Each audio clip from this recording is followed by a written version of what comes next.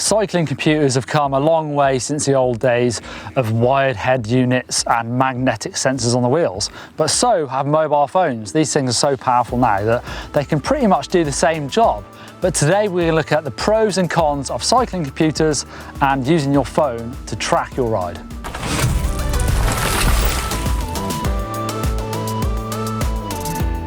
So today I'll be using our Garmin range of computers to give you examples of just what they do really well. Of course there are other brands out there, so check out their features as well. I think there's a couple of big advantages for cycling computers, and I think really number one is the amount of features they have on them specifically for riding your bike that maybe your phone apps don't quite have. Of course it depends on which model you go for. There's the really sort of in-depth featureful top of the range ones. This is the Garmin 1030 Plus. It's also the biggest screen, so that is really good for navigating for maybe more epic rides. And then you're sort of going down the scale of size, not necessarily features. This is the Edge 830, which still has it's packed full of features as well. 130 is definitely on the sort of more simple end of the scale, and it's more compact, but I think they have their own sort of advantages as well. If you're not really going into mega data, then this is a super nice small computer to have on your bar or somewhere on your stem that doesn't get in the way. It's not really not getting in your face all the time, but still giving you what you need. So they are packed full of features specifically for riding your bike. It's also worth mentioning that lots of smartwatches out there, again, do offer these same features as well. So if you're looking for something that maybe you want to use for running or swimming or something else, then a smartwatch could be a really good option as well.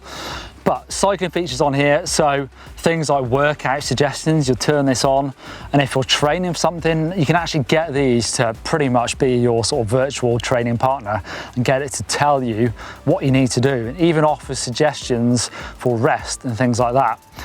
I think connectivity is a big one for computers. When it comes to getting your heart rate, using a heart rate monitor, power meter, all sorts of different things, even connecting up your lights. So if you're riding in winter, you can use this to control your mountain bike lights. Things like that just don't work with your phone. So if you're really looking into sort of cycling features, then these things are hard to beat. There's some actually Garmin specific features on this, things like the mountain bike dynamics.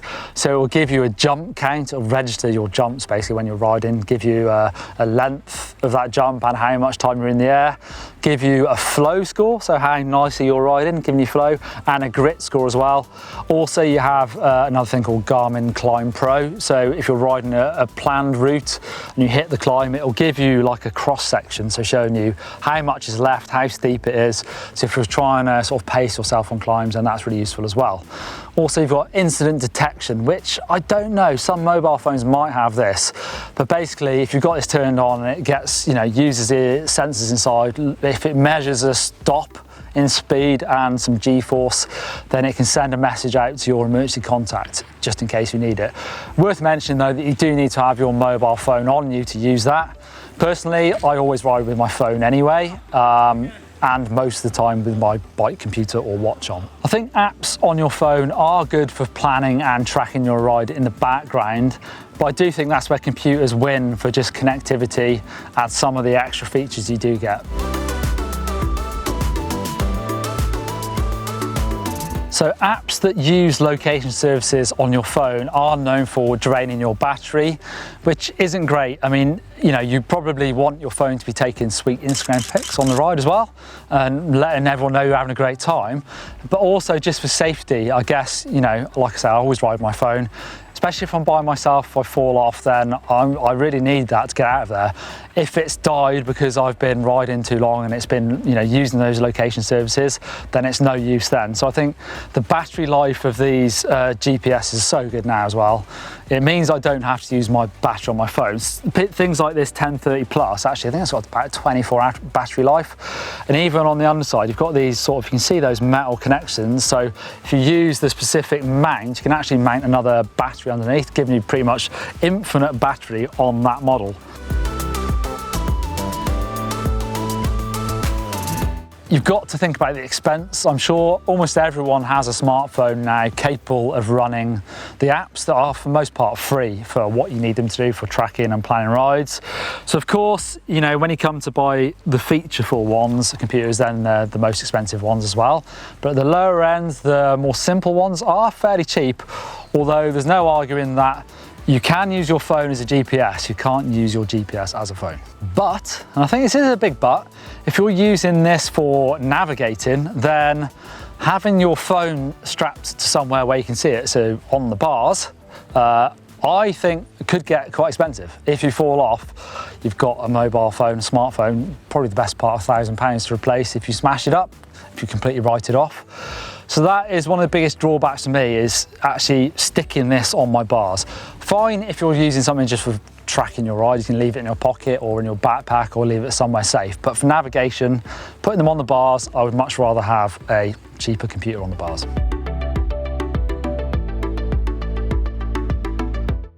Ease of use. Well, I guess, you know, most people are pretty savvy with mobile phones these days. So actually using the apps on there is super simple. You pretty much get the app up, press record and off you go.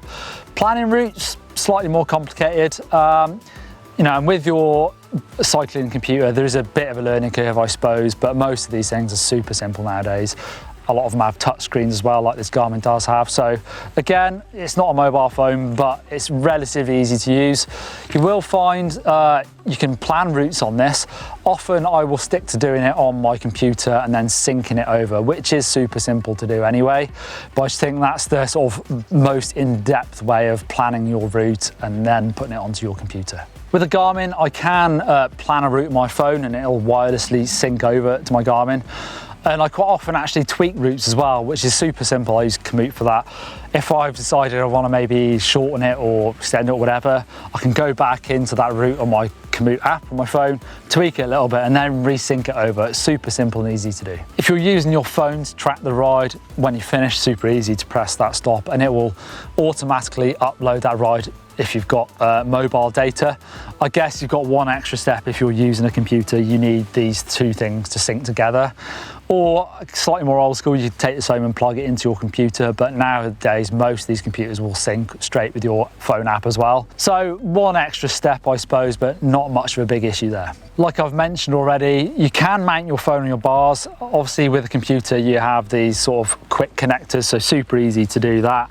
You can get cases for mobile phones. This is a Topeak one. Where you slide your phone in there. It's waterproof, although my phone is actually waterproof these days. A lot of them are, but it just gives you a bit more protection. However, I think, you know, these things are a bit more robust, a bit more of a shock absorption to be designed into these things. They take the rough and tumble a bit more. However, even in your pocket, these things aren't completely safe. I have fallen off. Actually, my big crash at Andy's Pacifico where I exploded my leg. My phone was in that pocket. So it might have even helped a little bit, although I did slightly bend my phone, it did still work. So they're not completely safe even where if you put them in a backpack. Not to mention the look. I'm not a big fan of having a whopping great mobile phone on my stem. Maybe for cross-country rides, but to be honest, most of the time, I actually use this, my 830. It's sort of the mid-size one. That sits nicely in my stem. It doesn't look massive. It's got loads of features, and my bike still looks all right. All right, so there are some of the advantages and disadvantages of each. But I think it's time for a challenge. What I'm gonna do is I'm gonna take both of these devices out for a ride. I'm gonna time it, actually using my GoPro. So I'll go out for a big loop on my GoPro and I'll try and see which is more accurate or are they quite similar.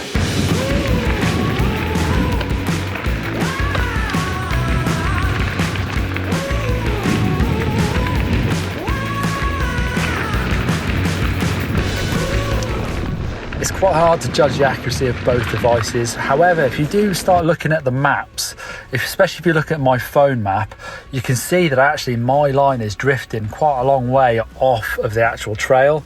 You can even check that in the satellite, that's definitely not where I was riding for some of it. And actually my phone recorded a ride of 10.3 kilometers, which is 1 whole kilometer longer than my Garmin recorded. If you look at that map, it's much, much nearer to the trail. Even if you look again on satellite, you can see that it is much more accurate on the GPS, and that ride comes out at 9.3 kilometers.